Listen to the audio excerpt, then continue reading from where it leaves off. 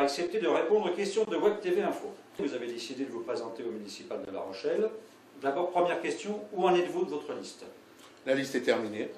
La liste est terminée depuis une semaine. Nous avons nos 49 noms, avec une parité totale, hommes et femmes. Voilà. Nous présenterons notre liste au mois de février, dans les 15 premiers jours de février, avant de la déposer en préfecture. Alors nous savons, Thierry Sagnier, que vous êtes plutôt un homme de terrain. On vous voit souvent à l'extérieur, vous discutez avec les gens. Mais que vous disent-ils exactement? D'abord, ils me racontent leurs problèmes, c'est la première des choses. Il est très dur aujourd'hui, c'est très éprouvant de faire une campagne électorale, parce que surtout, moi je suis l'éponge. Donc quand j'ai quelqu'un en face de moi qui vit vraiment un drame, j'absorbe aussi et j'en suis touché. La première des choses, c'est souvent j'entends des mots de désespoir, c'est clair, des mots aussi qui sont très durs pour la vie politique en général, de gens qui sont dégoûtés, qui en ont marre, qui en ont ras-le-bol. Malheureusement, on a tué le rêve et il faut que ce rêve revienne, mais surtout il faut qu'il y ait une réalité, une vraie vision qui revienne dans le cœur des gens et des habitants de La Rochelle, mais je pense dans les habitants de la France en général. Il faut redonner de l'espoir aux gens, mais aller pas par des promesses de campagne, c'est bon, il y en a ras-le-bol de cela. Il faut redonner de l'espoir par des actes et par des résultats, mais par des résultats rapides. Il ne faut pas attendre, on verra dans 3, 4 ans, 5 ans. Non, il faut réellement qu'il y ait un changement immédiat. Donc, sur une mairie, c'est assez facile. Après, bien sûr qu'il y a des projets à moyen terme et des projets à long terme. On ne va pas pouvoir tout régler d'une baguette magique, mais en premier lieu, on peut régler certains problèmes immédiatement. Alors justement, vous avez donc établi un programme. Quels sont vos axes prioritaires pour justement développer la ville de La Rochelle, tout simplement? Mes axes prioritaires, d'abord le premier, on va jouer sur la fiscalité et la gestion de la commune. Ça, c'est le premier. Je l'ai déjà dit la dernière fois, stop au projet pharaonique. Un denier, c'est un denier. 1 euro, il faut réfléchir avant de l'investir. Alors, il y a plusieurs pistes aujourd'hui, enfin, c'est plus que des pistes, nous avons travaillé dessus, pour réaliser des économies. On ne peut plus laisser porter toute la fiscalité sur le dos des Rochelais. Il faut aujourd'hui gérer notre ville comme un père et une mère de famille gère son foyer, je le dis en permanence. Comment? Alors, d'abord par une mutualisation des moyens. Alors, c'est un grand mot qui est utilisé par tout le monde actuellement. Mais il faut donner du contenu, la mutualisation des moyens. Qu'est-ce que c'est? Aujourd'hui, on a la ville de La Rochelle et on a une communauté d'agglomération avec un nombre de communes importantes. Il faut, mettons, quand il y a une commune de gravier à faire ou de sable ou de goudron, hein, c'est un exemple bien particulier, mais qu'on mutualise les moyens de tout le monde, les besoins de tout le monde, et il est moins cher d'acheter 1000 tonnes de gravier que d'en acheter 100 kilos, chacun de son côté. La même chose pour un stylo, pour des ramettes de papier, pour des papiers toilettes, pour des choses qui paraissent bénignes. Mais 1 euro plus 1 euro plus 1 euro, à la fin, ça fait des fleuves d'euros. Et ça, c'est la réalité. Il y a des communes qui l'ont réalisé. Il y a des communes qui ont même mis en fonction des acheteurs, comme il y a dans des grandes entreprises. Il faut qu'on arrive à cela. Il faut rationaliser nos achats. De la même façon qu'il faut rationaliser nos moyens au niveau du personnel.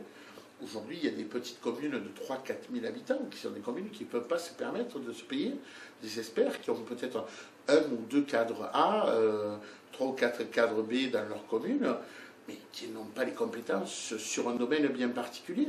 Et justement, quand on sait que dans la commune d'à côté, il y a ces compétences-là, eh bien, il faut s'en servir, il faut que tout le monde arrive à travailler ensemble, et c'est là où on peut réellement faire des économies. Un autre exemple. Aujourd'hui, mettons à La Rochelle ou dans d'autres communes de La Rochelle, il existe des éclairages différents aujourd'hui.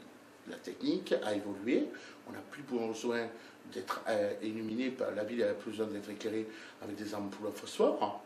On peut utiliser la LED. Il faut savoir que la LED nous permet des 90% d'économie, c'est-à-dire investissement en moins de fait, c'est 75% d'économie. Sur une commune, c'est énorme, mais c'est vraiment énorme. Et c'est pareil pour tout. C'est les ampoules, aujourd'hui je vois encore dans des locaux municipaux des halogènes brûlés. Voilà. Il faut essayer de rationaliser nos coûts et nos besoins. C'est une économie. Dans les investissements, il faut toujours se poser la question, où est-ce qu'on va pouvoir récupérer de l'argent? L'argent public, c'est notre argent. Il ne faut pas le dilapider. Aujourd'hui, on ne peut plus se permettre de vivre à crédit. Ce n'est pas possible.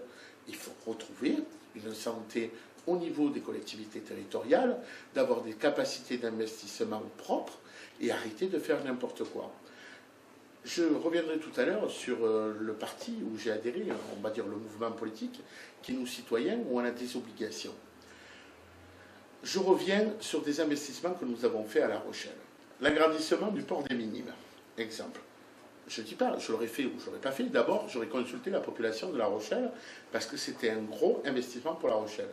Et je me serais posé la question, qui est concerné par cet agrandissement, ce que ça va rapporter réellement au Rochelais, et est-ce qu'il n'y a pas des priorités ailleurs? Quand je vois qu'on fait un agrandissement de port, et qu'il y a quelques pâtés de maisons de cet agrandissement de port, les trottoirs sont défaussés, les jardinières ne sont pas entretenues, à quoi ça sert de faire du neuf quand à côté, on est incapable d'entretenir le vieux? Et il est là le problème. Est-ce que La Rochelle avait besoin d'un studio de cinéma? Je me pose la question. On peut me dire oui, d'accord. Alors aujourd'hui, avec le recul, combien il y a eu de production sur ce studio de cinéma? Est-ce que là aussi on a mutualisé les moyens parce que sur Angoulême il existe une structure? Est-ce qu'on n'aurait pas pu faire une structure complémentaire? Apparemment les studios de La Rochelle ne travaillent pas avec les studios d'Angoulême. Je crois que c'est aussi une compétence régionale sur le cinéma. Est-ce que toutes ces personnes travaillent ensemble? Je ne pense pas. Je pense que La Rochelle travaille seule dans son coin. Ce n'est pas normal. Voilà. Et c'est de l'argent public. L'argent public appartient aux citoyens et à personne d'autre. Ni à une caste, ni aux copains de la caste. Il appartient aux citoyens. Est-ce que l'on peut dire que un des slogans que vous auriez peut-être pu trouver, cela aurait été de dire « l'union fait la force ». Bien sûr que l'union. Vous savez, vous prenez une brindille d'arbre, vous arriverez à la casser très facilement. Vous prenez 100 brindilles d'arbre, vous avez du mal à casser les 100 brindilles. Bien sûr que l'union. Un homme tout seul n'a jamais rien fait. Sparte en est l'exemple. Tout à fait. Vous savez qu'il y a un problème de l'emploi, pas forcément sur La Rochelle, sur la France bien entendu. Vous êtes entrepreneur, vous avez certainement des idées par rapport à ce sujet. Bien Comment faudrait-il faire pour essayer de faire diminuer un petit peu le nombre de demandeurs d'emploi? Est-ce qu'une des solutions serait de dire moi, Thierry Sagnier, lorsque je serai maire, je vais tout faire pour inciter les entreprises à venir s'installer sur le territoire de La Rochelle? Bien sûr. Comment allez-vous vous y prendre? Alors, quand on parle d'emploi, je pense qu'il ne faut pas avoir un discours qui soit général. Il y a des classifications de personnes. Je vais répondre en premier lieu à votre question et après je développerai. C'est une compétence de la CDA, le développement économique. Il faut qu'à la CDA, on ait une cellule de personnes qui soient là pour faire la promotion de la ville auprès d'entreprises. Qu'ils aillent chercher des entreprises pour qu'elles viennent s'installer à La Rochelle. S'il faut leur payer le terrain, nous payerons le terrain, on leur fera gratuit pour que les entreprises viennent s'installer à La Rochelle. Bien sûr, en contrepartie d'une création d'emplois réelle, parce qu'il ne suffit pas de faire venir une entreprise à La Rochelle, de leur donner un terrain et que toute l'entreprise soit automatisée et qu'elle crée 12 emplois, investissement 80 millions d'euros. Ça, il en est hors de question. On parle d'entreprises qui soient réellement créatrices d'emplois. Mais quand on parle d'emploi, je crois qu'il faut disséquer. D'abord, il faut donner en premier lieu un avenir à nos jeunes de la ville. Alors, ça passe par de la formation, mais Ça ne sert à rien de donner de la formation professionnelle si avant on n'est pas allé voir les entreprises qui sont existantes et qu'on n'a pas analysé le besoin de ces entreprises. Quel est le profil des candidats qui recherchent? À partir de là, on met en place une structure qui fait cela, qui va analyser. On va mettre en place des formations professionnelles qui correspondent aux entreprises de notre bassin d'emploi pour donner une vraie perspective d'avenir aux jeunes de La Rochelle. Ça ne sert à rien d'orienter quelqu'un vers une voie quand on sait qu'il n'y a aucune entreprise de la région qui fait cette activité-là. C'est pas quand même compliqué. Ça, c'est la première partie. La deuxième partie, je me suis déjà exprimé, c'est sur la création d'entreprises. Aujourd'hui, on a des compétences. On a des compétences dans cette ville. C'est vrai qu'on peut être très imaginatif et on le voit vu le nombre d'associations que nous avons sur cette ville. C'est très simple. Incubateur d'entreprise. On réfléchit sur l'idée. On fait évoluer l'idée. On fait rentrer, on a Subdeco, on fait participer les étudiants de Subdeco à ces incubateurs pour aider les gens à améliorer leur idée encore, la faire évoluer. Nous avons des facs. C'est un ensemble.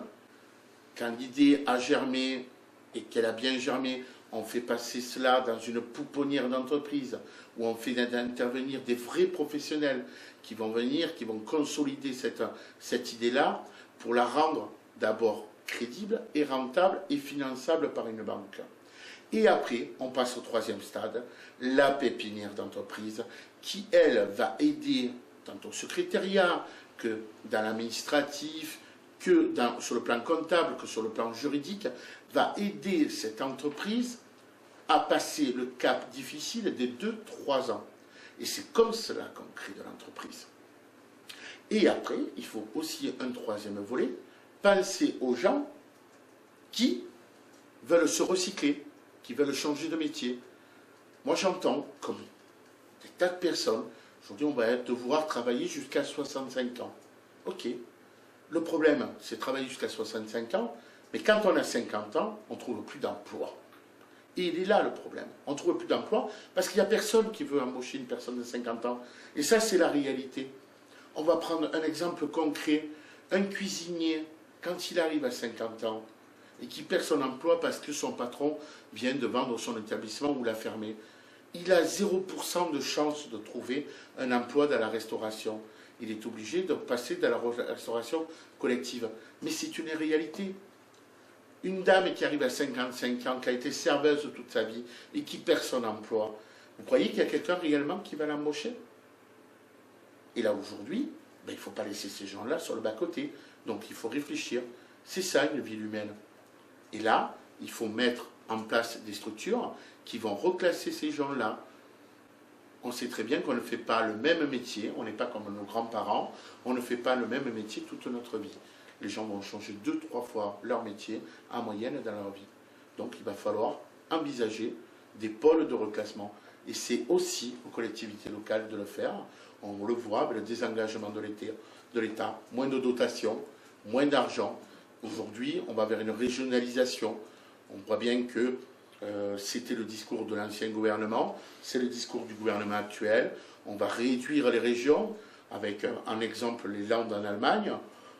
Mais il faut s'attendre qu'il y ait une régionalisation complète dans ces compétences-là. Donc, il faut s'y préparer dès maintenant. Et c'est les collectivités locales, notamment les CDA, qui doivent s'y préparer, puisque c'est de leurs compétences, et ils travaillent en même temps avec la région sur ces sujets-là. Donc, il faut commencer le combat pour l'emploi dès maintenant. Voilà. Très bien. Donc, en fait, on peut dire également, d'après vos propos, que vous êtes pour éviter la dispersion. Vous voulez que les gens se concentrent pour essayer d'élaborer des projets, les analyser et donner justement, après cette analyse, des clés pour assurer la réussite des projets. Quoi. Tout à fait, tout à fait. Ça, c'est plutôt un chef d'entreprise qui raisonne un peu oui, comme ça. Ça ne me gêne pas. C'est parce que vous êtes déjà chef d'entreprise. Tout à fait. Je ne suis pas un politicien. En l'état actuel des choses, et par rapport là où vous en êtes, d'après vous, pourquoi les Rochelais et les Rochelaises auraient plutôt intérêt à voter pour vous et votre liste? Ben, je vais vous dire déjà, ça fait plusieurs années que je suis sur le terrain. Quand j'arrive sur un marché, on n'est pas étonné de me voir parce qu'on me voit toute l'année. Quand les gens me croisent, ils ne sont pas étonnés de me voir parce qu'on me voit toute l'année. Je me suis toujours préoccupé des gens à travers l'associatif. J'ai donné énormément dans l'associatif parce que c'est comme ça, c'est dans ma nature. J'aime les gens, c'est pas ma faute, on ne peut pas me le reprocher. Les gens qui trouvent ça bizarre, je ne trouve pas ça bizarre. Si tout le monde aimait son prochain, on vivrait beaucoup mieux. Je me suis entouré de personnes, j'ai une liste qui est comme moi, on aime les gens, on a envie de faire quelque chose pour cette ville parce qu'on l'aime. C'est pas commun d'employer le mot aimer en politique. C'est-à-dire qu'on a oublié ce que c'était qu'aimer. Ben oui, c'est pas ma faute. Je suis amoureux de cette ville, j'aime mes amis, j'aime ma femme, d'accord, j'aime mes voisins. Et alors, c'est un problème? C'est un problème aujourd'hui. Justement, c'est dans cette simplicité et cette proximité que nous avons avec les citoyens rochelais qui fait notre différence par rapport à d'autres candidats. Voilà, tout simplement, cette proximité. Et cette proximité sera la même si on est élu à la mairie de La Rochelle. Ma porte restera ouverte, je continuerai à aller dans les quartiers, je continuerai à écouter les gens, je continuerai à régler leurs problèmes au jour le jour. Et toute mon équipe fera ça. Le jour où il y a quelqu'un dans mon équipe qui ne le fait pas, il n'aura plus sa place dans notre équipe. C'est pas plus compliqué. Ne pensez-vous pas justement que le rôle d'un maire n'est pas d'être proche des gens, donc d'être avant tout un homme de terrain? Mais bien sûr, c'est le plus beau mandat qui existe, maire. Il n'y en a pas d'autre qui est plus beau que celui-là. Pourquoi? Parce que le rôle de maire, c'est le rôle de la proximité. Il est au contact en permanence, il est au contact de ses concitoyens. C'est pas fabuleux? Un ministre, un député, il ne contacte plus rien, il n'est plus au contact. Vous lui demandez le prix de la baguette, ils sont incapables de vous le dire. Donc, par contre, un maire, il est là, il est au contact des problèmes des gens. Un maire, il est là aussi pour régler tous les petits problèmes que nous rencontrons au jour le jour. Quand je dis le maire, c'est son équipe, c'est son équipe et c'est toute la municipalité. Parce qu'il y a aussi des employés qui sont là. On est au service du citoyen. Et vraiment, il n'y a que cette idée qui doit compter. Thierry Sagnier, merci d'avoir répondu à nos questions. Je vous en prie, je vous remercie. Au revoir.